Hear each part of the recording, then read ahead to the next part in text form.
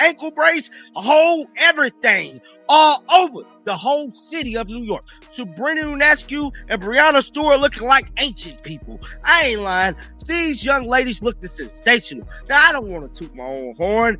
Last night in Brooklyn, something happened that the rest of the WNBA is not ready to talk about yet. A short-handed Indiana Fever, missing key starters, missing size, missing depth on paper, walked into the home arena of a fully loaded championship contender, the New York Liberty, and didn't just win, they dominated them. 109-91. In their own building. In front of their own crowd. And here's the part that makes this even more unsettling. It didn't happen the way anyone expected. Because if you just look at the box score, you'll completely miss what actually happened. Caitlin Clark didn't explode for 30. She didn't light up the scoreboard. In fact, on paper, it looks like a quiet night. But on the floor, she broke the entire defensive system. The Liberty panicked. They trapped her, face-guarded her, sent multiple defenders 30 feet from the basket just to stop her from touching the ball, and in doing that, they handed Indiana the game. Wide open lanes, uncontested shots, a complete defensive collapse triggered by one player's presence alone. And while all that attention was locked onto Clark, something even more dangerous was happening in the background. The bench. A unit that was criticized, doubted, and completely written off, just dropped 62 points on a supposed super team. Not fluke scoring. Not garbage time. Real, controlled, dominant basketball that exposed a much bigger truth about this team. Because this wasn't just a win. This was a statement. A statement that the Indiana Fever might be deeper than anyone thought, faster than anyone expected, and far more dangerous than the league is ready to admit. And if this is what they look like without their full roster, then what happens when everything clicks? From the opening tip, you could feel something was off, not with the Indiana Fever, but with the New York Liberty. This wasn't the confident, composed championship contender people expected. This looked like a team reacting, not controlling.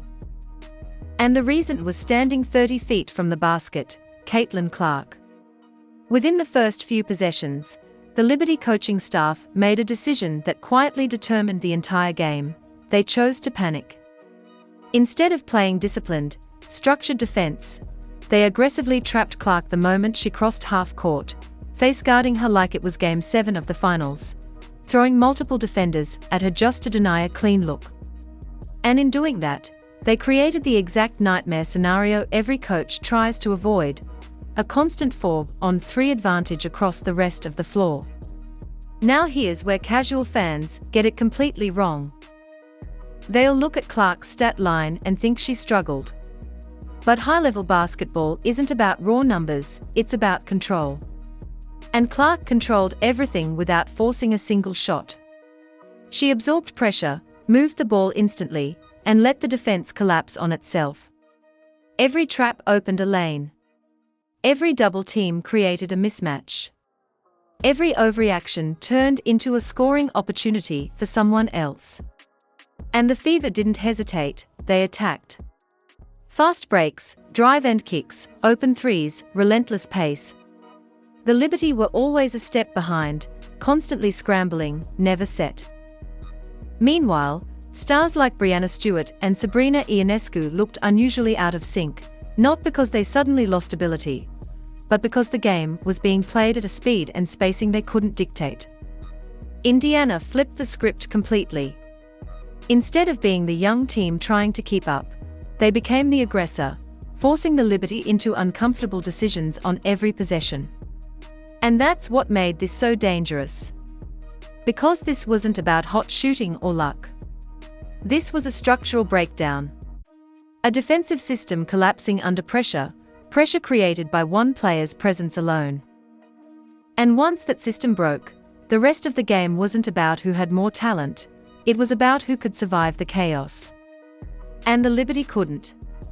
While all the attention was locked onto Caitlin Clark and the chaos she was creating at the top of the floor, The real damage was happening somewhere the New York Liberty completely failed to prepare for: the bench. This was supposed to be the weakness of the Indiana Fever, the most criticized unit, the biggest question mark. Analysts spent weeks saying this roster lacked depth, that the second unit couldn't hold leads, that outside of the starters, this team would collapse under pressure. And then last night happened, and that entire narrative got completely destroyed in real time. Because this wasn't just a solid contribution, this was domination. The Fever bench didn't just keep the game steady, they took it over. 62 points. Not garbage time scoring. Not lucky shots. This was controlled, aggressive, high-level execution against one of the most talented rosters in the league. Every time the Liberty tried to recover, it was the second unit that pushed the lead even further. And at the center of that surge was a name that just changed the conversation overnight: Raven Johnson. Now look at her stat line on the surface, it doesn't scream superstar. But when you actually break it down, it's something far more dangerous. Efficiency. Control. Impact. She ran the offense with the poise of a veteran, dishing out assists without forcing plays, protecting the ball with 0 turnovers, and completely disrupting the Liberty guards defensively. Steals, blocks, pressure, she turned every possession into a problem. And that's what made it so effective.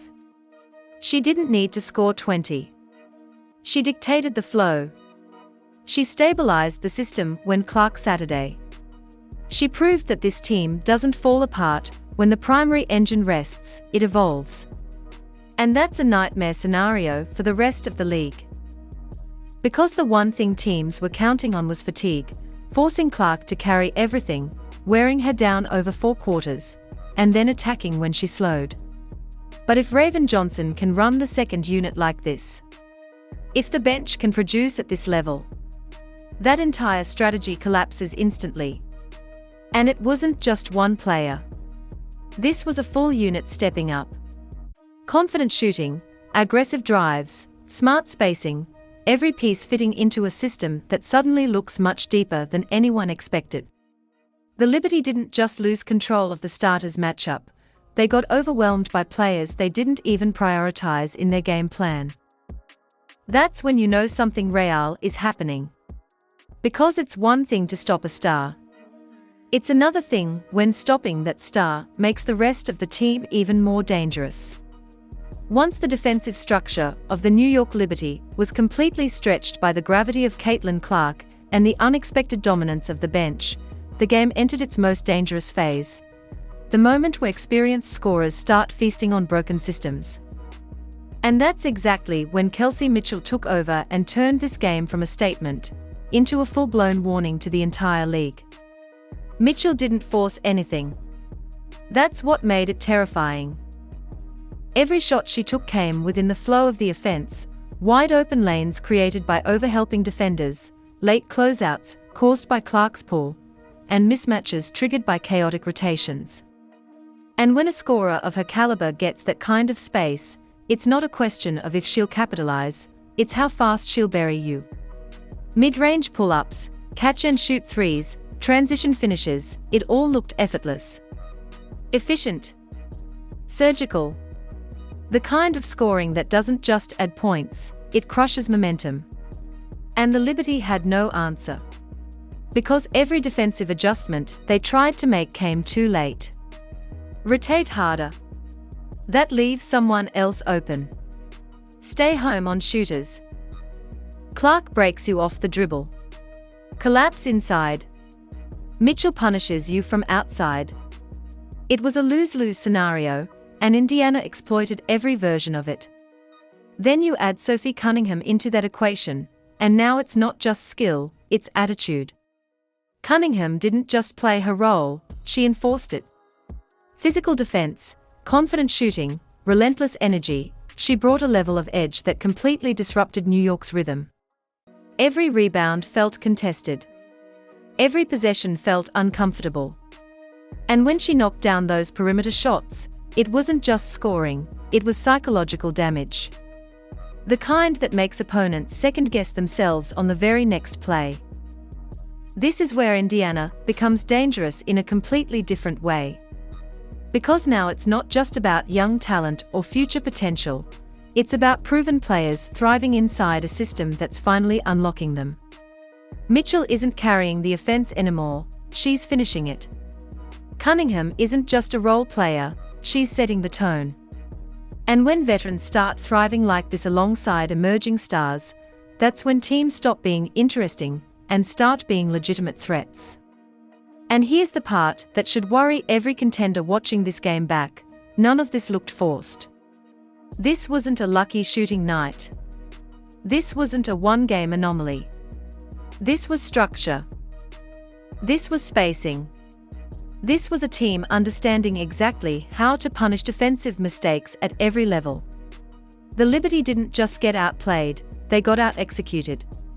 Now here's the part nobody wants to talk about, because when a team wins by nearly 20 points, drops 109, and embarrasses a contender on their home floor, it's very easy to ignore the cracks. But if you're serious about championships, if you're serious about long-term dominance, then you don't celebrate blindly, you dissect honestly. And beneath all the hype, all the highlights, and all the viral reactions, there were real, glaring issues in this game that cannot be ignored, especially if the Indiana Fever want to turn moments like this into a consistent identity instead of a one-night explosion. The biggest concern starts in the paint. With Aaliyah Boston out, the interior defense looked shaky, not occasionally, but repeatedly. Rotations were late. Help defense was inconsistent. And physical presence almost non-existent at key moments.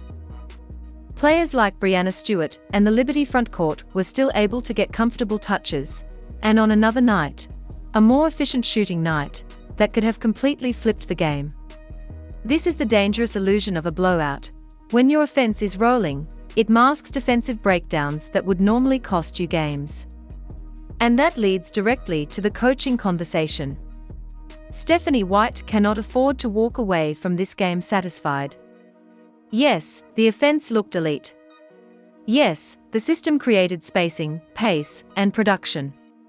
But defense wins championships, and right now, this team is not defending at a championship level. There were too many possessions where communication broke down, where switches were missed, where weak side help simply didn't exist. Against a sharper, more disciplined opponent, those same mistakes turn into runs, and those runs turn into losses. Even in transition, where Indiana looked explosive offensively, there were moments of defensive imbalance, slow recoveries, poor floor spacing after missed shots, and gaps that allowed New York to get easier looks than they should have. The Liberty just didn't capitalize consistently. But other teams will. And when they do, Indiana won't be able to rely on scoring 100+ every night to bail them out. There's also the issue of interior depth. Without Boston, the drop-off was noticeable. That's not an insult, it's reality. And if this team wants to survive injuries, playoff matchups, and physical series against elite frontcourts, they need more resistance inside. Because right now, the perimeter brilliance is carrying the weight, and that's not sustainable over a full season. And maybe the most important point of all, this performance raises expectations. You don't get to shock the league like this and then go back to being inconsistent. You don't get to dominate a contender and then excuse defensive lapses later. This game changed how people will prepare for Indiana. It changed how opponents will scout them.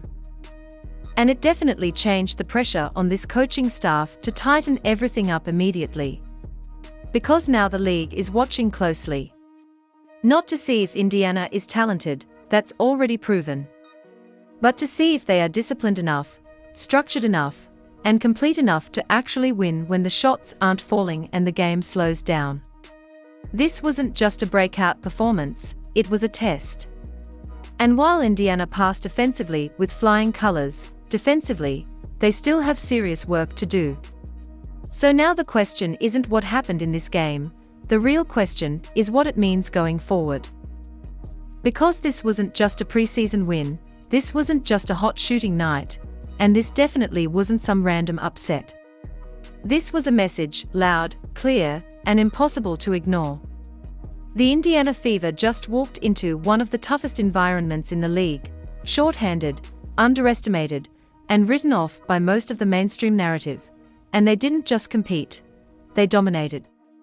They exposed weaknesses in a supposed powerhouse, they showcased depth nobody believed in, and most importantly, they proved that this team is no longer rebuilding, they are arriving.